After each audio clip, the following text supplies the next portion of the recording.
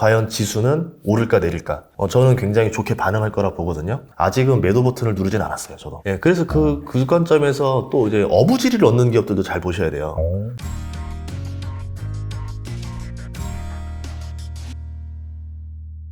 네, 전인구 대표님 모셨습니다. 안녕하세요. 네, 안녕하세요. 오랜만입니다. 네, 예. 오랜만입니다. 저희가 작년 한 이맘때였던 것 같아요. 그때 이제 그쵸. 특집으로 해가지고 질문 받아가지고 예. 막 서로 이제 막 얘기하면서 예, 그때 그쵸. 그런 방송을 한번 찍었었고, 그리고 나서 이제 카카오에서는 프로젝트 했었죠. 그렇죠. 그리고 네. 서비스가 사라졌죠, 지금. 모르겠어요. 저 연락 받았어요. 이제 네. 그동안 시청해주셔서 감사합니다. 이래가지고. 그렇구나. 예. 아쉽네요. 아쉽습니다. 네. 야심차게 준비해봤는데 그래도 아마 그런 게 있었어? 라고 생각하시는 분들이 많을 것 같아요. 아무튼 이제 그렇게 저희가 이제 또 인연을 맺고 자, 이번에 다시 한번 모셨습니다. 모셔가지고 최근에 이제 워낙 시장 상황이 좋지 않다 보니까 또 이렇게 지혜를 구하는 그런 시간을 가져보도록 하겠습니다. 예, 고맙습니다. 네. 이게 뭐 자이언트 스텝, 뭐 빅스텝이라고 하면서 원래는 한 작년 때까지만 하더라도 연준이 그렇게 강하게 긴축을 할 것이라는 생각이 별로 없었는데 아무도 못했죠. 그렇죠. 네. 올해 들어서 뭐 러시아 이슈도 있었고 네. 여러 가지 이슈가 겹치면서 갑작스럽게 뭐 0.75% 인상을 한다. 예. 뭐 그런 말까지 나왔었다가 예. 5월 FOMC가 열렸었죠. 근데 거기에서는 사실 그냥 0.5%만 인상할게 라고 말을 했었어요. 네. 근데 시장이 갑자기 그 이후에 확 빠져버렸습니다. 그래서 그 이유가 무엇인지 좀 궁금하긴 하거든요. 이 시장에서는 그냥 제 생각에 이제 경기를 일으킨 것 같아요. 그러니까 제가 봤을 때는 이게 우리가 금리 인상 때문이다라고 생각하는데 실질적으로 금리 인상은 뒤에 나오는 이제 후행성 어떤 조치인 거고 그 근저에 있는 이제 인플레가 문제가 된 거죠. 그러면 그 인플레는 옛날에도 그랬고 지금도 그렇고 그냥 인플레가 뭐가 문제냐라고 하는데 또 그 근저에 뭐가 문제가 있냐면은 경기가 버텨주질 못하는 거예요. 지표들이 옛날에는 확실히 좋았어요. 경제 지표들 말씀하시는 거죠? 고용이나 소비나 이게 확실히 좋으면서 물가가 좀 과하다 보니까 경제도 좋아지는데 물가가 그거보단 좀 더 과하게 진행되네 라고 하면서 사람들이 약간 의심을 하기 시작했죠. 그럼에도 불구하고 계속 주가는 올라갔습니다. 그래서 나스닥 고점이 작년 10월 달이었었나? 11월쯤 이제 고점을 갔잖아요. 네. 그때가 그런 상황이었었는데 그때 이후로 이제 올해부터 약간 좀 달라지는 게 이상한데 지표가 조금 상태가 약간은 좀 그렇게 좋아 보이진 않는 거예요. 그럼 금리를 여기서 얹었을 때는 보통 이제 뭐 고용이나 이제 소비 지표가 조금씩 떨어지게 됩니다. 그러면 물가도 죽어가면서 다 같이 떨어지게 되는 형태인데 보니까 물가는 생각보다 안 죽는 것 같고 고용이나 소비 지표들만 조금씩 떨어져 나가는 게 보이는 거죠. 그래서 뭐 이제 오늘 뭐 날짜 기준으로 이제 CPI가 발표가 날 건데 네네. 이 CPI에 따라서 좀 달라질 것 같기도 하고요. 이제 그 외에 나올 이제 앞으로 고용 지표, 소비 지표가 견뎌주느냐 안 견뎌주느냐에 따라 달라질 것 같아요. 그러니까 뭐 쉽게 이야기하자고 하면은 내가 이제 헬스 대회를 나가는 거예요. 몸짱 대회를 나가는데 PT 코치를 붙였어요. 이제 이런데 시간이 이제 일종의 보면 물가입니다. 물가 인상 속도가 점점 빨라지면은 대회 날짜가 점점 앞당겨지는 거예요. 그러면 저는 어떻게 해야 되냐면 빨리 근육을 키우고 역기 무게를 얹어가지고 저는 이제 빨리 훈련을 해야 됩니다. 근데 이 역기 무게가 금리예요. 그러면 저는 근육이 붙은 만큼 금리를 얹어주면서 이제 그 PT 코치가 다 해주는 대로 진행을 해야 되는데 이 PT 코치가 파월입니다. 이제 이러는 거죠. 지금 물가가 너무 빨리 뛰니까 근육이 좀 덜 붙었지만 역기를 2개 얹읍시다. 그게 빅스텝이에요. 근데 우리가 다 그 정도까지 예상했어요. 네네. 대회 일정이 자꾸 짧아지니까. 네. 근데 생각해봤더니 요새 보니까 아닌 거예요. 물가가 죽질 않아요. 자꾸 대회 날짜가 점점 빨라집니다. 안 되겠습니다. 이제 역기 3개 얹읍시다. 그러면 근육이 그 속도로 빨리 붙어줘야 되겠죠. 그러니까 뭐 고용이나 소비가 활발하다 그러면은 그 금리 인상에도 견딜 겁니다.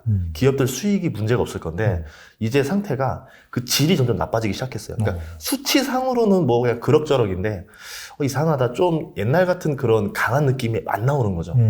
최근에 나오는 거 뭐 이제 실업 청구수당 건수도 20만 언더에서 계속 있었다가 이제는 딱 20만 채웠거든요. 이제 아마 이번 주 목요일이나 또 다음 주 나올 때쯤 보면은 이게 이제 20만 위로 오버가 되는 순간은 더 흔들릴 수 있다 보는 거죠. 그럼 지금 월가 입장에서는 이게 안 좋아질 것 같다라고 이제 예상하는 쪽이 많은 것 같아요. 그러면서 미리 좀 어느 정도 투매 현상이 나온 게 아닌가 이렇게 볼 수 있습니다. 결과적으로는 약간 그런 것들을 감당할 수 있을 만한 경제, 경기 체력 이런 것들에 대한 의구심이 계속 있는 상황에서 뭐 이렇게 아무래도 좀 계속해서 방금 말씀하신 예. 이 코치가 계속해서 무게를 치다 예. 보니까 그런 일이 발생을 했다 이렇게 볼 수가 예. 있겠네요. 그래서 저는 이제 증시에서 제일 먼저 보는 게 경기 체력이 좋냐 안 좋냐를 먼저 보는 거예요. 파월도 맨날 할 때마다 고용이 좋다, 뭐 소비가 좋다, 우리 미국 경제는 튼튼하다 이런 말을 먼저 하는 이유가 네. 그것만 좋다라고 하면은 뭐 인플레든 금리 인상이든 이거는 부차적인 이유가 되는 건데 이 근저가 흔들리니까 지금 나머지들도 지금 이제 뭔가 지표들이 당황하는 거죠. 알겠습니다. 사실 올해 진짜 초만 하더라도 인플레에 대한 우려가 그렇게 크지 않았거든요. 예. 약간 피크아웃을 찍었다라는 생각을 했었는데 돌발 사태가 예. 러시아와 우크라이나의 전쟁 예. 이것도 사실 그 초반에는 많은 전문가들이 공격 안 할 것이다 그런 컨센서스가 더 많았어요. 예. 그리고 막상 전쟁이 일어난 후에도 빨리 끝날 것이다. 금방 러시아가 쳐들어가서 일주일 만에 끝날 것이다 라고 했는데 지금 촬영을 한 이 순간에도 계속해서 이어지고 있잖아요. 예. 이게 사실 그 인플레를 훨씬 더 장기화시킨 그런 요인이라고 볼 수가 있는데 여기에도 엎친 데 덮친 격으로 중국 도시 봉쇄 예. 이런 까지 겹치다 보니까 더 장기화되는 그런 스탠스란 말이에요. 그래서 이 인플레가 과연 그 잡힐 수 있을지 여기에 따라서 또 이 연준의 또 그런 그쵸. 강한 긴축 스탠스가 또 이어질 수 있는 거잖아요. 어떻게 보십니까 이거? 인플레는 잡힌다라고 봐요, 저도. 아, 네, 뭐, 네. 그 연준의 의원들도 그렇고, 네. 다들 하는 말이 인플레가 일시적이다, 잡힐 거다라고 하는데, 다들 그 말은 안 합니다. 언제쯤 잡힐 겁니다라는 말을 안 해요. 다들 몰라서 그런가?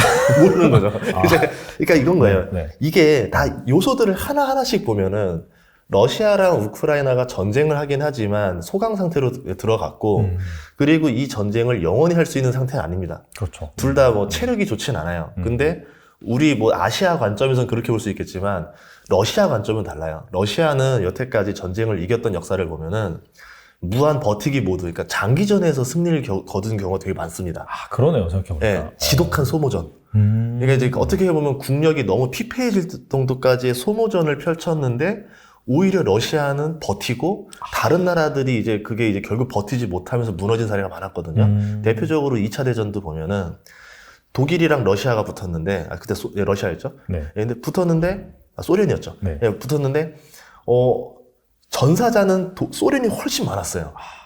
근데 독일이 졌어요.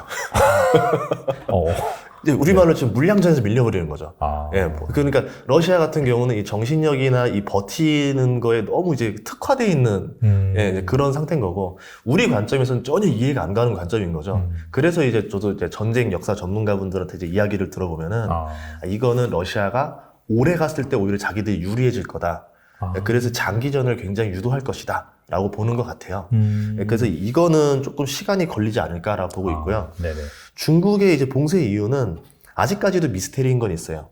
왜 꼭 그렇게 해야 될까? WHO에서도 그렇게 하지 말라고, 맞아요, 봉쇄 맞아요. 방식 그렇게 하지 말라고 해서 좀 조언을 해주는데, 이렇게 하는 이유가 뭔가 플러스적인 다른 요소가 있는 게 아닌가라고 생각을 하긴 합니다. 그래서 예상보다 길어진 거고, 근데 이렇다 하더라도 이 이유도 영원히 갈 이슈는 아니에요. 그럼 다 보면은 이유들이 다 하나씩 결국은 다 오래 갈 이슈들은 아니라는 거죠. 다만 이제 언제쯤 끝난다라는 건 장담을 못 하는 거고, 그럼 이게 끝났을 때, 인플레가 끝났을 때, 그러면 그때 이제 사람들이 다시 소비 여력이라던가 뭐 이런 것들이 늘어날 건데, 여기에 이제 엔데믹이라는 요소가 더해져야 됩니다. 이제 엔데믹이 더해지면 보복 소비가 발생하면서 인플레가 꺾이는 지표가 두 개가 동시에 떴을 때 과연 지수는 오를까 내릴까? 저는 굉장히 좋게 반응할 거라 보거든요. 아, 긍정적인 쪽으로. 네, 긍정적인 쪽이죠. 다만 이제 그 알지 못하기 때문에, 그래서 저도 뭐 어떻게 보면 영원할 거다라고 그러면 당연히 주식을 팔아야 되겠죠.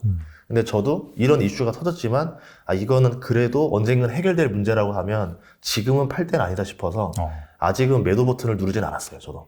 네.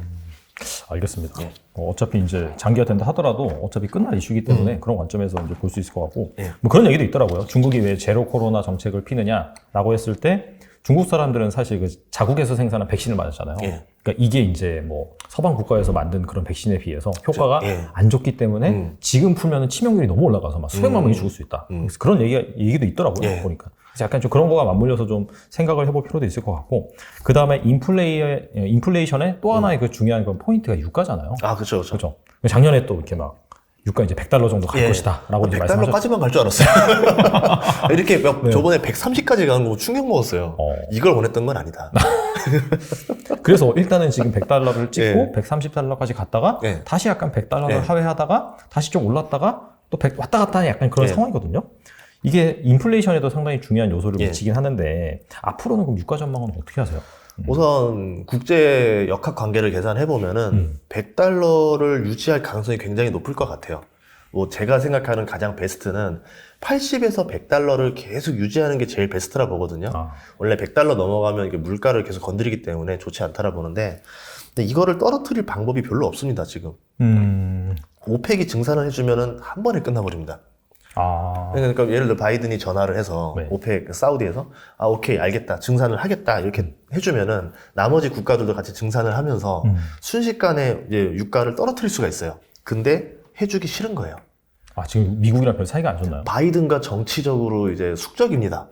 그래요? 예전에 이제 그 사우디 빈살만이 지금 실권자인데 그 자기 형들을 숙청하고 제거할 때 네. 이게 조금 좀 불법적이었잖아요. 그렇죠. 근데 이게 민감한 주제이기 때문에 그때 이제 트럼프 당시 때 이렇게 날아갔을 때 하니까 그 이야기 하지 말라. 이제 이래서 그럼 트럼프가 그럼 미국 무기 좀 사가라. 그랬더니 무기를 사줬어요.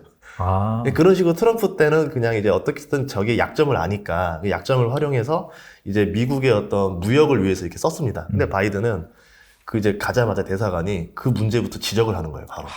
그럼 바로 이제 빈살만이 열받아가지고 막 소리치고 나가라고 막 이런 상태가 될 정도로 하고 바이든이 그 뒤로 전화하는 걸 받질 않습니다. 그러니까 지금 뭐 증산을 하라는 것 자체가 이미 사우디는 너무 불쾌한 거예요.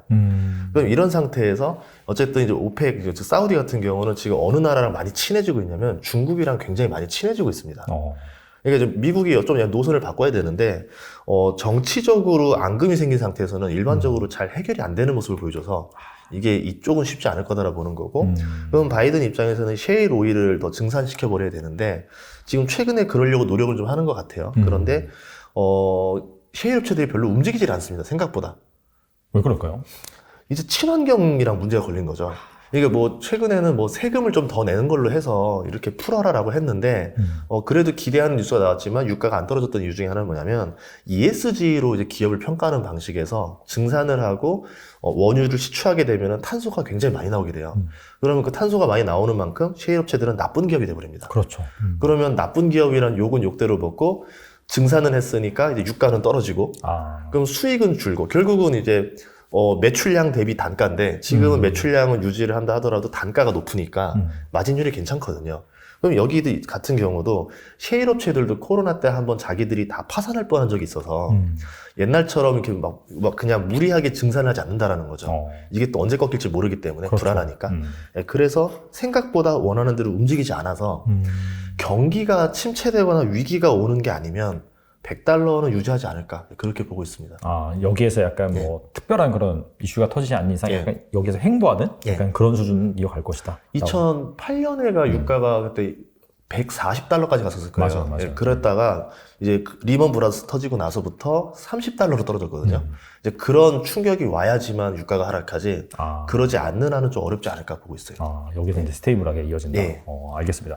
그래서인지 약간 좀 그 워렌 버핏이 최근에 그 전까지는 너무 미국 주식이 비싸다라고 하면서 현금을 막 쌓아놨잖아요. 버크셔 해서웨이에다가. 근데 뭐 최근에 옥시덴탈이나 그렇죠. 거기 에너지 기업 맞나요? 맞아요. 쉐브론도 있고. 옥시덴탈을 산 이유는 쉐브론 원래 그 옥시덴탈 이야기에 재밌는 게 있었어요. 원래 쉐브론이랑 옥시덴탈이 2019년에 세계 최대 셰일 업체인 아나다코를 인수하려고 이제 했는데 그 돈을 누구한테 썼냐면 빌 에크먼이라던가 이제 워렌 버핏이라던가 이런 데 이제 돈을 조달해서 이제 인수하려고 했는데 처음에는 쉐브론이 계약을 했어요. 근데 옥시가 돈 더 줄 테니까 이거 파기하고 오라고 해가지고 아나다코를 인수해버렸습니다. 이제 그 과정에서 이제 둘이서 앙금이 좀 생긴 거죠. 그러고 나서 이제 근데 그걸 인수하자마자 코로나가 터지니까 이제 완전 옥시덴탈은 완전 주가가 날아갔었죠. 거의 10분의 1 토막까지 갔었다가 이제 회복을 한 건데 어쨌든 옥시는 이렇든 저렇든 결국은 이 아나다코를 유지하게 된 거예요. 세계 최대 셰일 업체를. 그럼 이 셰일이라는 것 자체가 이제 앞으로 굉장히 많이 효과를 볼 것이다에 베팅을 했다라 볼 수 있다라는 거죠. 그리고 제가 이제 유가를 보면은 정유주들 보면 우리 엑스모빌이라든가 쉐브론을 많이 보는데 이 둘의 유가 상승률 대비 주가 상승률이 거의 비례한다라 보면은 옥시덴탈 같이 이 셰일 업체들은 곱하기 2로 움직여요, 거의. 아, 약간 베타가 크다고 봐야 되나요? 예. 마치 뭐 이제 거의 뭐 레버리지 마냥 그래서 뭐 엑슨모빌 1% 오를 때는 이제 옥시덴탈은 2% 정도 오르는 모습을 보여주니까 유가 상승이 이제 지속되고 수익이 커진다라 보면은 오히려 옥시덴탈의 수익률이 더 좋을 것이다 라고 본 것 같고 그리고 나서 또 쉐브론도 또 투자를 했습니다 최근에. 그렇다는 거는 이제 정유가 꽤 오랫동안 가지 않을까 그렇게 보는 것 같아요. 그 기저에는 이제 러시아 영향도 있겠죠. 러시아 쪽에 대한 이제 원유가 판매가 이제 앞으로 어려워지게 되면서 그 대체제로 미국의 셰일 오일들이 증산을 많이 해야 되고 그거를 이제 다시 또 유럽에 판다던가 이런 일들이 벌어지지 않을까 그렇게 보고 있는 것 같습니다. 그래서 약간 좀 법익 관점에서는 방금 말씀하신 그런 또 사우디가 미국의 말을 안 듣는 거 예. 그런 정치적인 예. 그런 것까지 다 감안을 하고 이런 상황에서는 사실상 이 셰일가스 업체들이 증산을 할 수밖에 없다라는 차원에서 좀 투자를 했다 이렇게 볼 수가 있겠네요. 예, 그래서 그 관점에서 또 이제 어부지리를 얻는 기업들도 잘 보셔야 돼요. 카타르가 굉장히 어부지리를 얻었습니다. 카타르는 그냥 뭐 이런 예상을 한지도 모르고 네. 그냥 거의 보면 세계 최대의 또 이제 가스전을 개발하고 있었단 말이에요. 그러면서 우리나라 조선주들이 뭐 이제 100척을 수주한다, LNG선 그런 얘기 나왔던 건데 지금 러시아의 그 가스관 자체가 이제 막히기 시작하면서 그쵸. 그럼 가스를 대체할 수 있는 데는 당장은 카타르밖에 없는 거예요. 그럼 카타르에서 빨리 공급을 해서 이번 겨울이 오기 전에 이제 해야 되는데 벙커링 시설이라든가 이런 게 좀 아직 부족한 상태거든요. 그래서 빨리빨리 구비를 해라. 독일도 하고 해라 해가지고 해주고 있고 또 이제 미국 같은 경우는 이 천연가스들을 이제 그 인프라가 안 돼서 벙커링 시설이나 이게 안 돼서 그냥 하늘에 태우고 있는 것도 많아요. 그냥 자발적으로. 그러면 이제 관만 잘 연결하고 하면 되니까 카타르가 투자를 해서 미국 동부에다가 그 LNG 벙커링 터미널을 만들고 있어요. 그럼 이제 결국은 카타르를 챙겨줄 테니까 미국에 있는 천연가스까지 해서 유럽에다 팔자. 이 패권이 된 거죠. 근데 마치 이걸 준비하는 타이밍이 또 신기하게 러시아가 친 거고 러시아는 또 그러면서 이제 완전 판매망이 막힌 거고 그럼 유럽이라는 시장을 카타르랑 미국이 같이 먹게 된 거죠. 제가 봤을 때 이거는 어떻게 보면은 단순하게 그냥 벌어진 우발적인 게 아니라 조금 미리 좀 계획이나 준비나 이런 것도 있지 않았었을까 이런 생각도 해보게 되는 거예요. 이게 사실 그 에너지 관련 기업이라고 해서 지금 막 그 지정학적인 리스크 때문에 뭐 엄청나게 유가가 확 오른 다음에 앞으로는 이제 안 오를 거야 라고 해서 사실 팔 타이밍이라고 보기보다는 방금 말씀하신 그런 지정학적인 관계라든지 에너지 패권의 이동 그런 차원에서 생각을 해보면은 그런 기업들은 약간 좀 장기적으로 봐도 되겠네요. 그쵸. 근데 뭐 이제 파이프, 그러니까 PNG라는 게 있고 LNG라는 게 있습니다. 네네. PNG는 파이프 가스예요. 물론 그러니까 가스전에서 나오자마자 파이프를 그대로 연결해가지고 그냥 공급을 하니까 압축을 하는 게 필요 없다 보니까 훨씬 더 저렴하게 가스를 쓸 수가 있겠죠. 그래서 이제 독일이나 유럽이 러시아 거를 썼던 이유가 파이프로 들어오기 때문에 굉장히 저렴하게 가스를 쓸 수가 있었어요. 그랬었는데 이제 LNG라는 건 배로 실어서 날라야 됩니다. LNG 선박 건조 비용부터 시작해서 압축하는 뭐 이런 것들, 벙커링 시설까지 하니까 굉장히 많은 비용이 들어갔거든요. 근데 유럽이 지금 그런 걸 준비를 하나도 안 했었어요. 그럼 이번에 이제 이 LNG가 터지기 시작하면서 LNG 선박에 대한 수주가 굉장히 많이 나올 수 있다는 거죠. 지금 뭐 카타르 100척을 우리가 예상하고 있었는데 아마 이거보다 오버부킹을 좀 해야 되지 않을까 해서 그렇게 됐을 때 그 LNG 선박을 만들 수 있는 곳이 어디 있느냐 하면은 우리나라 조선 3사랑 중국의 후동중화조선 거기 이제 그 중국에 있는 회사 하나랑 거의 4개가 지금 독식을 하고 있거든요. 뭐 이런 관점에서 보면은 어떤 회사가 또 수익이 날지 볼 수 있는 거고 또 LNG 선박을 하게 보면은 이 멤브레인 형태라 그래가지고 그 설계 이 창 화물창이라 그래요. 이거에 대한 기술을 가진 데가 프랑스의 GTT라는 회사가 있어요. 우리나라가 예를 들어서 2천억의 뭐 LNG 선박을 수주했다라 그러면은 5%니까 100억을 프랑스 GTT한테 로얄티로 줘야 됩니다. 그러면 이 4개 회사가 어디가 수주 받던지 간에 어쨌든 이 GTT는 그냥 100억씩 꽂는 거예요, 계속. 그러면 LNG 선박이 앞으로 전 세계량이 몇 대가 늘어나냐 아니냐에 따라서 GTT 실적이 달라지는 거죠. 그럼 어떻게 보면 이 GTT 투자도 매력이 나올 수도 있다는 거죠. 예. 알겠습니다. 이게 사실 이러한 현상은 하나인데 여기에서 이제 뻗어나가 보면 확실히 상당히 다양한 그런 투자 아이디어를 얻을 수 있다. 뭐 이렇게 생각해 볼 수가 있겠네요. 시장이 안 좋다 하더라도 이게 항상 위기는 그런 것 같아요. 위기가 있지만 기회도 있다. 그런 관점에서 잘 생각해 보면 좋을 것 같습니다.